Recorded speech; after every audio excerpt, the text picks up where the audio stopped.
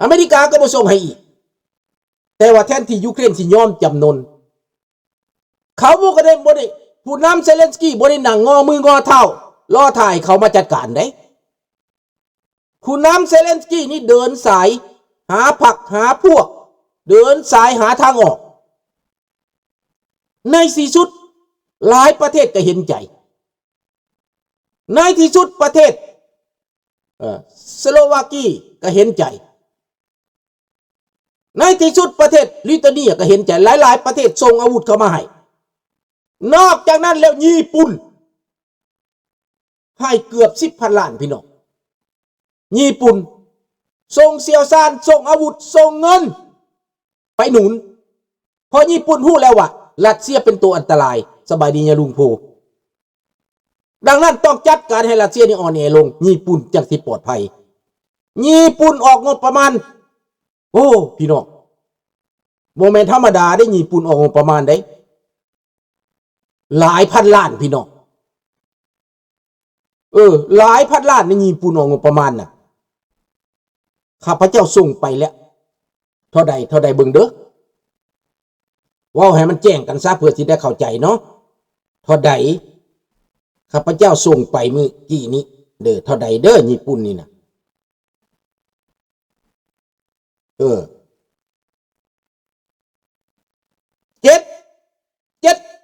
785 บิลเลียน785,000 ล้านพี่น้องบ่แม่นธรรมดาได้รีคอร์ดได้นี่นะเชื่อเป็น approve record เห็นบ่ budget ice rising threat from China เอาประมาณนี้ออกมาญี่ปุ่นสู้กับจีนนี่แหละพี่น้องเห็นแล้วบ่พี่น้องเห็นแล้วบ่เห็นความจริงแล้วบ่ว่ากำลังเปลี่ยนไปแล้วลูกนี่กำลังเปลี่ยนไปเด้อสบายดีบุญยอนะพวกบ่ท่านเข้าใจก็หันมาเข้าใจซะหันมาติดตามซะความจริงในปัจจุบันนี้สำหรับยูเครนนี่ข้าพเจ้าจะบอกโฆษณาหลายพี่น้องก็ได้ฟังข่าวกันเบิดแล้วตอนนี้รัสเซียอยู่ในภายเพียงพ่ำแล้วแหละนายพลก็ตายทหารก็บ่ปฏิบัติตามคำสั่งนายพลซอยกู้ปูตินสั่งมาครับเจ้าไปแล้วออกแนวหน้าไปฮอดแล้วบ่ปฏิบัติเพราะว่าไปแล้วตายเป็นหยังเขาบ่เอาเขาบ่อยากตายพอไปแล้วมันตายนี่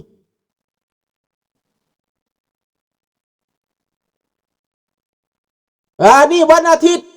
แมนเซเลนสกี้กับสิมาอเมริกาอีกวันอาทิตย์นี้สิมาไมอามีวันอาทิตย์เนาะ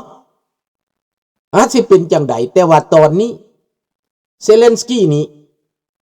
เป็นตัวสำคัญแล้วอยู่ในยุโรปนั่นยุโรปก็หนุนเซเลนสกี้แล้วอเมริกาสิไปแนวใดสิซอยรัสเซียลงจากสงครามแนวใดก็ขึ้นกับโดนัลด์ทรัมป์นั่นแหละพี่น้องขึ้นกับโดนัลด์ทรัมป์ว่าสิลงจากสงครามแนวใดสบายดีเจมโอ้เพิ่นเข้ามาด่าเด้เท่าเจมนี่นะจัดการให้เด้อหมอนี่นะ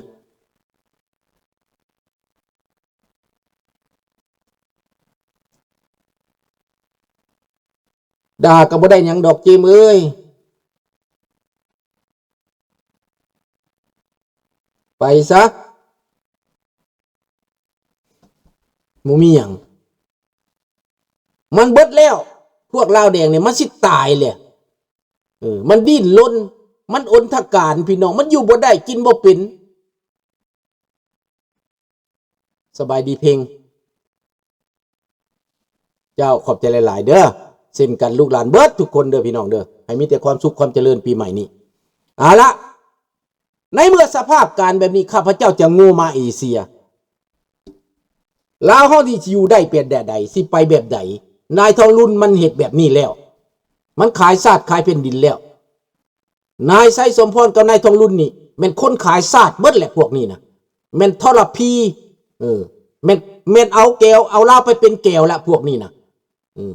แปลว่าเป็นศัตรูของประชาชนนัมเบอร์ 1นายทองรุ่นสมควรจะหัวขาดคนประเภทนี้นะบ่สมควรจะอยู่เป็นคนอีกนายทองรุ่นนี่นะและพี่น้องขึ้นเบิ่งดูในตอนนี้ก่อนสภาพการในลาวสิเป็นไปแนวใดเริ่มต้นอเมริกาตัดการพัวพันกับลาว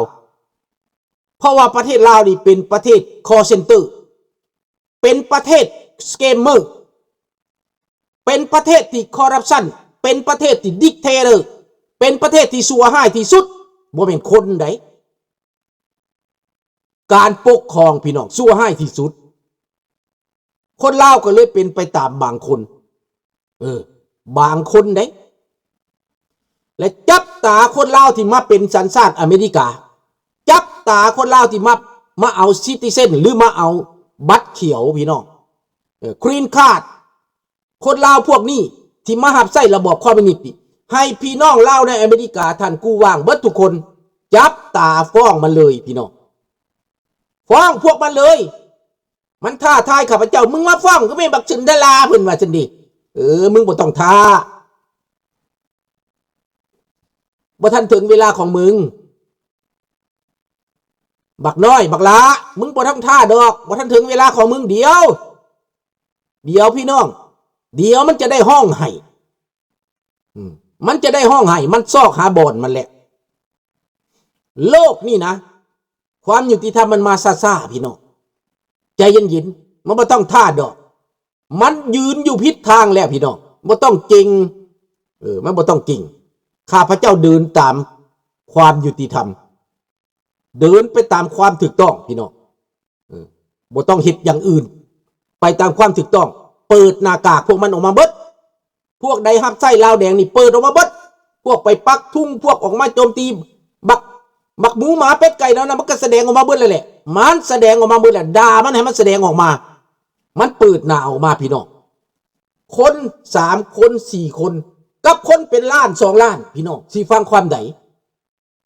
พี่น้องลาวทั่วอเมริกาทั่วโลกฟังความใดสิฟังคน2คน3คนนั่นบ่ให้คิดเอาดังนั้นโลกนี้กำลังเปลี่ยนไปข้าพเจ้าจะเว้าเรื่องเขมรก่อนเขมรกับไทยเขมรกับไทยหลบกันนั่นก็บ่แม่นประชาชนหลบกับประชาชนได้แต่ประชาชนจำนวนหนึ่งของคนไทยก็ถูกปลุกปั่นขึ้นมาให้เกียรติสร้างเพื่อนบ้านตัวเองให้เกียรติสร้างคนอาเซียนด้วยกัน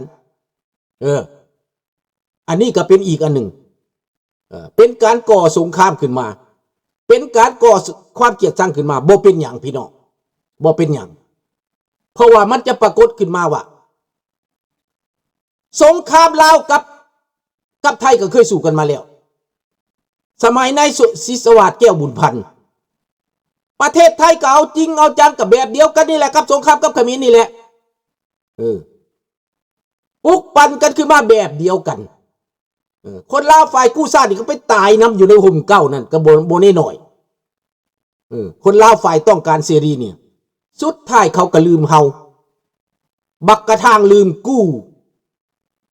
ฟังกระคักได้บักกระทางลืมกู้นะพี่น้องบาทนี้พี่น้องบ่พอตัวใดปีเฮาก็ยังบ่ทันตายรัฐบาลไทยเอี้ยเสียเกี้ยจะกับลาวแดงบาดนี้ถือกันปันหยังย่องย่อทานศิษวาทแก้วบุญพันธ์ปันหยังออกข่าวโฆษณาส่วนเสือเป็นวีรบุรุษย่องย่อปอปั่นฟังคักๆได้พี่น้องเขาห้องว่าบักกระทางลืมกู้บักกระป้อมเปลี่ยนซี่พี่น้องเอ้ยฟังเอาเด้อบักกระป้อมเปลี่ยนซี่มันเป็นไปได้คนประเภทนั้นก็มีพี่น้องเอ้ยให้เบิ่งเอาได้พี่น้องดังนั้นพวกที่ว่าไปเอาลาวแดงมาเป็นเพื่อนนั่นเขาจะเสียใจน้ำหลังดอกเขาจะเสียใจน้ำหลังตอนนี้ผลประโยชน์บังตาเขาบ่เห็นมันก็บ่แตกต่างยังกับเขมรแดงนั่นแหละแม่นไผไปสร้างให้เขมรแดงคืนชีพได้แม่นไผไปส่งเสริมให้ฮุนเซน มันไผไปเขียนรัฐธรรมนูญให้เขมรตอนเปลี่ยนแปลงโลกเขาอยากให้เขมรเป็นประชาธิปไตยเขาทุ่มเงิน 5,000 ล้านแต่พวกทุนนิยมของประเทศไทยไปเปลี่ยนไปเขียนกฎหมายให้เขาให้เป็นแบบนั้นและไปขอห้องให้เขาให้หุ้นเส้นขึ้นมาเป็นบาทนี่พักกันมาเกียรติจำหุ้นเส้นก็แม่นพวกซูนั่นแหละเอามันขึ้นมาที่จริงมันเลือกบ่ได้แล้วมันบ่ได้เป็นนายกแล้วมันเบิดแล้วมันเลือกบ่ได้แล้วมันเสียการเลือกตั้งแล้วแต่พวกสูยกมันขึ้นมาเห็นบ่ล่ะบัดมันขึ้นมาแล้วมันเป็นอันตรายปัดห้องโวยวายบาทนี่อ้าวก็มึงเลี้ยงมันมาเลยสิจมเฮ็ดหยังพี่น้องอันนี้ความจริงเด้อนี่เด้อความจริงอีกมุมหนึ่งที่พวกท่านบ่ได้ยินแต่ข้าพเจ้าสิเว้าออกมาให้ฟังสิเว้าให้พวกเจ้าฟังที่พวกเจ้าบ่ได้ยินคนไทยก็ได้แม่นไผเลี้ยงหุ้นเส้นขึ้นมาตอนนั้นรณฤทธิ์เลือกได้เป็นนายกรัฐมนตรีแต่นายทุนของไทยที่เข้าไปอยู่ในเขมรนั่นที่มีการพัวพันกับเขมรแดงนั้นย่านเขมรแดงตายดับย่านเวียดนามไม่มีบทบาทขอให้ฮุนเซนนั้นเป็นรองนายกแต่บ่ยอมขอเป็นนายก2 คน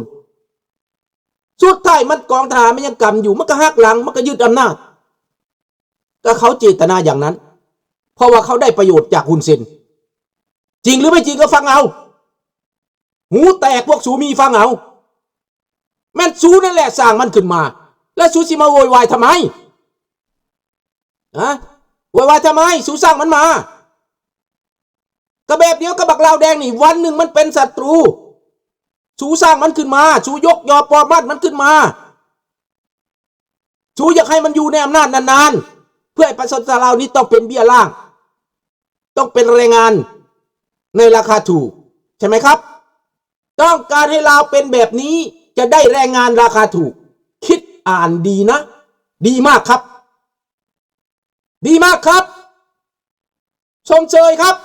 ดีมากครับดีครับนายได้แรงงานถูกถ้าเขาเป็นประชาธิปไตยแล้วกินหัวเขาไม่ได้เดี๋ยวลาวนอกมันกลับมามันสร้างประเทศเจริญไม่ได้ขี้อิจฉาขี้บังเบียดไม่อยากให้เขาเป็นประชาธิปไตยเลยอยากให้เขาเป็นอย่างนี้ละเห็นบ่ล่ะคิดดีๆความอิจฉาบังเบียดเรานี่แหละมันเกิดขึ้นแบบนี้นะเฮาต้องเข้าใจเฮาต้องอ่านเห็นเฮาก็บ่แม่นคนโง่อะไรแทงซอดเบิดการเมืองทั้งประเทศนั่นน่ะในภูมิภาคนี่อ่านได้หมดไม่ใช่แต่พวกมึงรู้จักการเมืองกูก็รู้เหมือนกันรู้จักไหมเห็นบ่ล่ะอ่านตับอ่านไตสู้ได้หมดซองได้ทุกไส้ทุกกฎรู้หมดแต่แค่กูไม่อยากพูดแค่นั้นแหละกูรำคาญนี่แหละพี่น้องเบิ่งเอาเขาได้สแต็กเขาได้แดกคาเขาได้จกตับจกไตคนลาวนั่งเบิ่งแล้วลูกหลานกลายไปเป็นแรงงานเคยมีบอกประวัติศาสตร์คนลาวแล่นไปเป็นแรงงานเป็นล้านเป็นแสนว่าถ้าไปเป็นราคาเงินเดือน 6,000 9,000 บาทนั่นสำหรับกูนี่ 9,000 บาทไม่มีอะไรเอาเศษก้นเห็นบ่ล่ะแค่ 9,000 บาทมันมีอะไรแตกเป็นอย่างเขาหัวต่ำกันก็เขายากจนเงินเดือนต่ำๆเขาทำไมเขาไปก็เขายากจนเข้าใจไหมรัฐบาลมันเป็นเผด็จการนี่คนที่เขารวยนะเขาไม่ได้สนใจอะไรแต่คนจนมันไม่มีทางเลือกเพราะเขากดดันให้มันเป็นระบอบแบบนี้อยู่เขาเลี้ยงให้มันเป็นโจรเป็นมารอยู่แบบนี้อยู่เขาเจตนาอยากให้มันเป็นแบบนี้เขายกขึ้นมาท่านทองลุนตีเทียบเห็นบ่ล่ะเขายกให้เป็นท่านทองลุนตีเทียบเขายกให้พวกโจรพวกมารนี่ครองอำนาจต่อไปเขาจะได้เอาง่ายเขาจะได้เอาวัตถุดิบเขาจะได้ไฟฟ้าเขาจะได้ทุกอย่างถ้าเป็นประชาธิปไตยจะเอาได้ง่ายไหมจะกินได้ไหมมันเท่ากันแล้วมันเอาได้ไหมถ้ามวยมันเท่ากันแหละ